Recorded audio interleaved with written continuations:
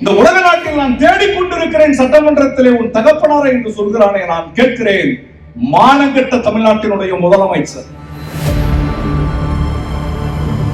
சட்டமன்றத்தை பூட்டுவானா? பூட்டினா உனக்கு எலும்பு இருக்காது, ஒட்டச்சிட்டு தான் உன்னை அடித்து விடுவானா. பூட்டி பாரு சட்டமன்றத்தை. அரஸ்ட் பண்ணிவான்னு சொல்லி நைட்டோட நைட்டா நீ தான் கேரா வேண்டாம், யாரை வச்சுக்கிட்டு நீ ஓடுன கரூர்ல இருந்து. நாங்க ஒன்னும் பயந்து ஓடல. இன்னைக்கு தமிழ்நாட்டில் அந்த அன்பு மகளை போன்று 3 வயது குழந்தையில் இருந்து 95 வயது பாட்டி வரை உன்னுடைய ஆட்சியில் சுதந்திரமாக இங்கு யாரும் நடக்க முடியல.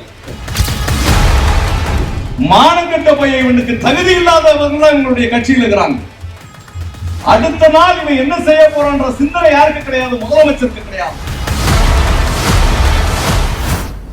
இவ்வளவு கேவலமான ஒரு முதலமைச்சரை தமிழகம் மட்டுமல்ல, இந்திய வரலாறே பெற்றது கிடையாது. இந்த தேர்தல் களத்தில் நாம் இவ்வளவு பேர் இந்த இடத்தில் குழுமி இருக்கிறோம்.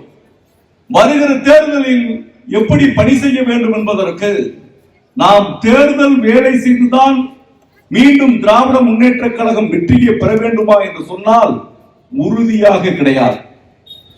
இடிப்பாரா இல்லா ஏமரா மன்னன், கெடுப்பார் இல்லாவிட்டாலும் கெடும் என்பதற்கிணங்க 5% வாக்குகளை கூட பெற முடியாமல் நடிகர் விஜய் அவனும் தோத்து அவன் கட்சியும் தோத்து போகும்.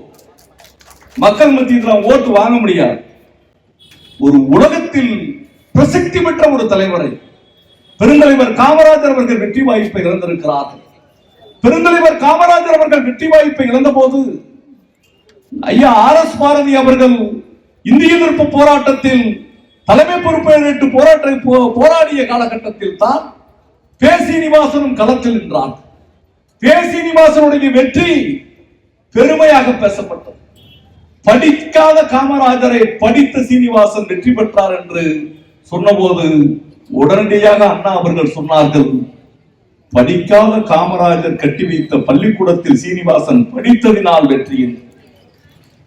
அவனுக்கு எதிர்கட்சியாக இருந்தாலும் கூட, திராவிட முன்னேற்ற கழகத்திற்கு பல்வேறு சோதனைகளை தந்திருந்தாலும் கூட, மாண்புமிகு முன்னாள் தமிழ்நாடு முதலமைச்சர் ஜெயலலிதா அம்மையா அவர்கள் தேர்தலிலே தோற்று போன போது கூட, பர்கூரிலே தோற்று போன போது கூட, சட்டமன்றத்திலே சுகமனம் இவ்வளவு பெரிய வெற்றியை பெற்றுவிட்டார் என்று பேசுகிற போது தலைவரிடம் கேட்டார்கள்.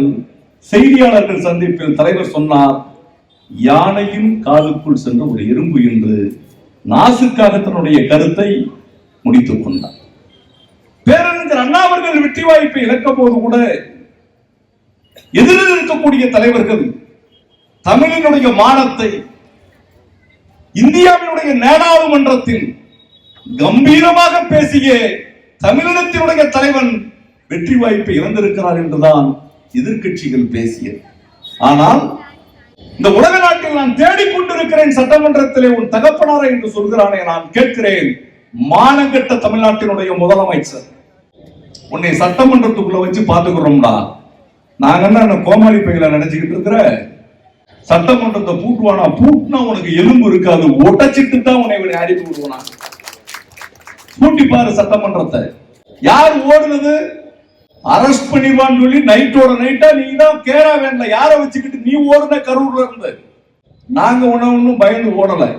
சட்டமன்றத்தில் நாங்க பயந்து ஓடணுமா? பேயடிச்சவங்க மாதிரி சட்டமன்றத்தில் உட்கார்ந்துகிட்டு இருந்தார் தமிழ்நாட்டினுடைய முதலமைச்சர். குத்து புரோட்டா போட, என்னடா குத்து புரோட்டா போட, உன்னை மாதிரி ஆயிரக்கணக்கான புரோட்டாக்களை நாங்க பார்த்திருக்கிறோம். நீ எவ்வளவு கேவலமா பேசுன? என்ன விவசாய பெருங்குடி மக்களே, சிஎம் சார், என்ன தேர்தல் வாக்குறுதியை நீங்கள் கொடுத்தீர்கள்? எல்லா விவசாயியும் விவசாயி தானே? 100 ஏக்கர் விவசாயம் பண்ற விவசாயி தான். 1 ஏக்கர் விவசாயம் பண்றவங்க அது என்ன 5 ஏக்கருக்கு தள்ளுபடி பண்ற, 5 நகைக்கு தள்ளுபடி பண்ற. மற்றவெல்லாம் சோத்துல கை வச்சாதான், சேத்துல கை வச்சாதான் நம்ம சோத்துல கை வைக்க முடியும். நாகப்பட்டினத்துல வெக்கம் இல்லாம பேசுறீங்க. 24,000 கோடியை நாங்க தள்ளுபடி பண்ணோம். 5 நகை தள்ளுபடி, 5 ஏக்கர் நிலத்துக்கு தள்ளுபடி, கூட்டுறவு கடன் தள்ளுபடி, சுய உதவி குழு கடன் தள்ளுபடி. எவ்வளவு கடன் பண்ணோம்? 24,000 கோடி. 2,600 கோடி. 10% கடனை கூட வெக்கம் இல்லாமல் என்ன சிஎம் சார் பேசுறீங்க? எங்க ஊர்ல வேடநத்தத்துல என் அன்பு மகன் ஒருவன்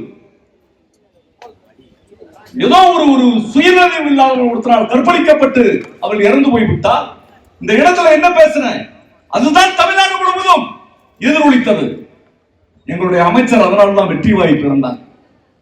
நான் கேட்கிறேன், இன்னைக்கு தமிழ்நாட்டில் அந்த அன்பு மகளை போன்று 3 வயது குழந்தையில் இருந்து 95 வயது பாட்டி வரை உன்னுடைய ஆட்சியில் சுதந்திரமாக இங்கு யாரும் நடக்க முடியல. அரசாங்க ஊழியர்களே, விஜய் ஆட்சியில உங்க பணத்தை, நீங்க டெபாசிட் பணத்தை, உங்களுடைய பிஎஃப் பணத்தை, உங்களுடைய சம்பளத்துல பிடித்தம் பண்ண பணத்தை, மொத்தமா கொடுக்கிற பணத்தை இது விஜய் ஆட்சி வர்ற வரைக்கும் நீங்க வேண்டாம்னு சொல்லிருங்க.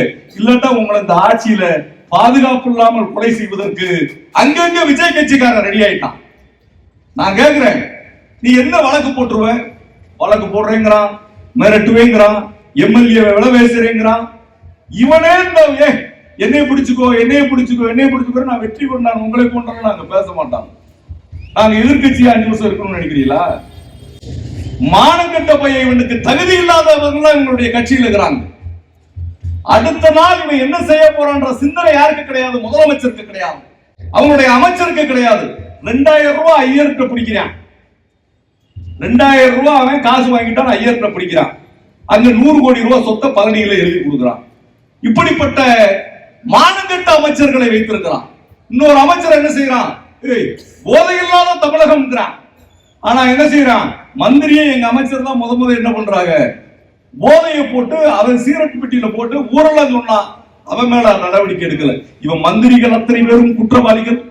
சினிமாவில் ஊழல் இல்ல, இவன் தான் ஊழலினுடைய மொத்த உருவம். தமிழ்நாட்டினுடைய முதலமைச்சர் 100 ரூபாய் டிக்கெட் 1000 ரூபாய்க்கு விற்கிறான். 150 கோடி ரூபாய் கருப்பு பணம் வாங்கி இருக்கிறான். இவன் கூட 3 ரூபாய்க்கு பேப்பர்ல இன்னைக்கு சிவகாசியில பிரிண்ட் அடிக்கிற 10 பீசாவுக்கு பிரிண்ட் அடிக்கிறத 10 கோடி ரூபாய்க்கு பணம் சேர்த்து 5000 கோடி ரூபாய் கையிருப்பு வச்சிருக்கிறான். ஆதவர்ஜனா அவனுடைய மாமியாவுக்கு 5500 கோடி இருக்கு. இதெல்லாம் உங்க அப்பா கலைஞர் எப்படா பணம் வந்துச்சுன்னு கேட்கிறான். ஏவா வேலு வீட்டுல எப்படா பணம் வந்துச்சுன்னு கேட்கிறான். எங்க முதுவரும் தலைவர் RS பாரதி எப்படா வெள்ள வேஷ்டி கட்டலாம்னு நினைக்கிறான். அட போடா விளக்கண்ண. அதனால என்னடா செய்ய முடியும்? எங்களுடைய தலைவர்களை அவமரியாதைப்படுத்தால் உன்னை அடித்து விரட்டுவதற்கு நாங்கள் தயாராக இருக்கிறோம். Subscribe to One India and never miss an update.